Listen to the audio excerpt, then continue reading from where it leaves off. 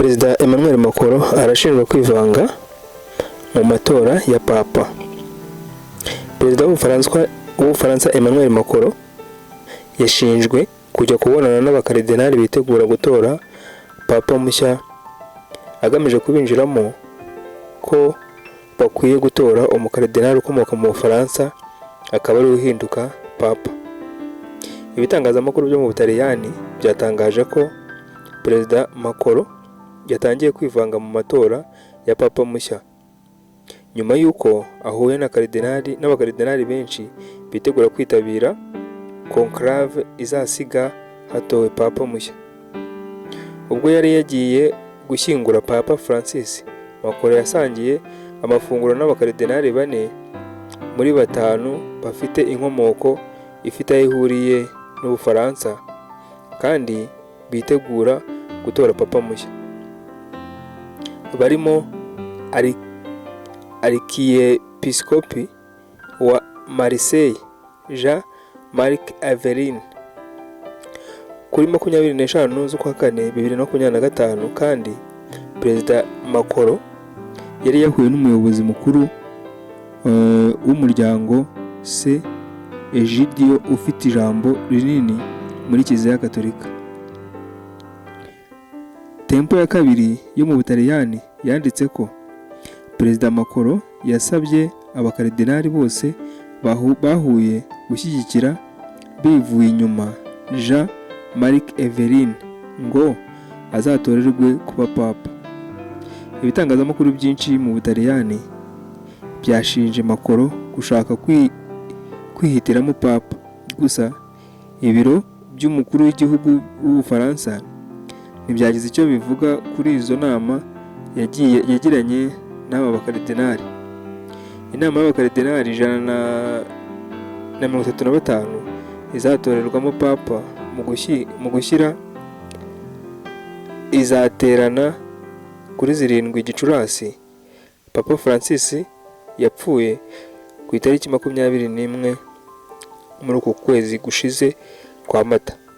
Ibi rero ni bimwe mu byagiye bitangazwa cyane, ndetse n'inkuru ziri ku boostinga cyane muri aka kanya, bitewe nuko ubundi ntabwo bimenyerewe ko abapapa cyangwa se hari abandi bantu bagira ahantu bahurira n'itorwa rya Papa. Ariko bishatse kuvuga ko n'ubundi ibi biri kuba ku Bufaransa hari n'ahandi hantu bijya bigaragara, kuko mujya mwumva hari n'amatora y'ibihugu ajyaba akavangwa cyangwa se hakaba hari ibindi bihugu bigira byivanga muri ayo matora, mujya mubyumva.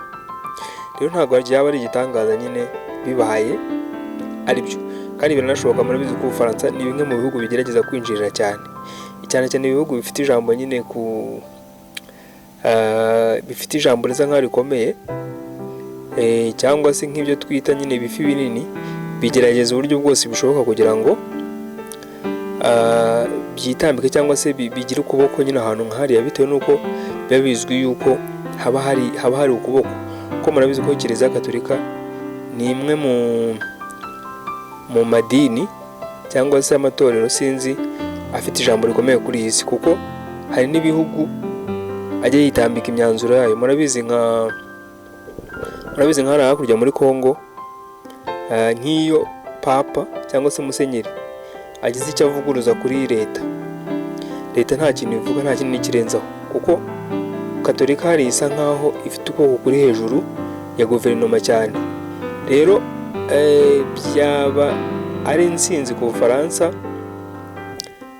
bagize ukuboko nyine hariya, bitewe n'uko Kiliziya Gatolika ni imwe, mbese ni nka leta, reka tuyite leta, kuko iyo igize igihugu cyangwa se leta ivugaho, iyo leta byanze bikunze icisha make cyangwa se igashyira ibintu ku murongo, bitewe n'uko Kiliziya Gatolika icyo yanze, ubwo nyine niba yakwanze.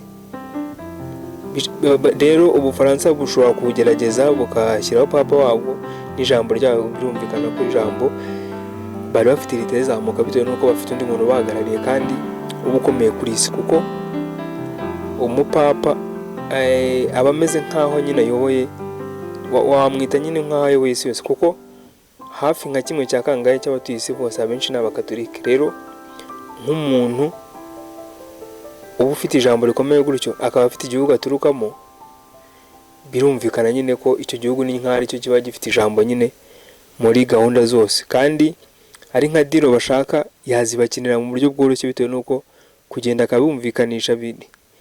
Rero ni imwe mu makuru nyine ari hano hanze kandi ari kuvugwaho cyane.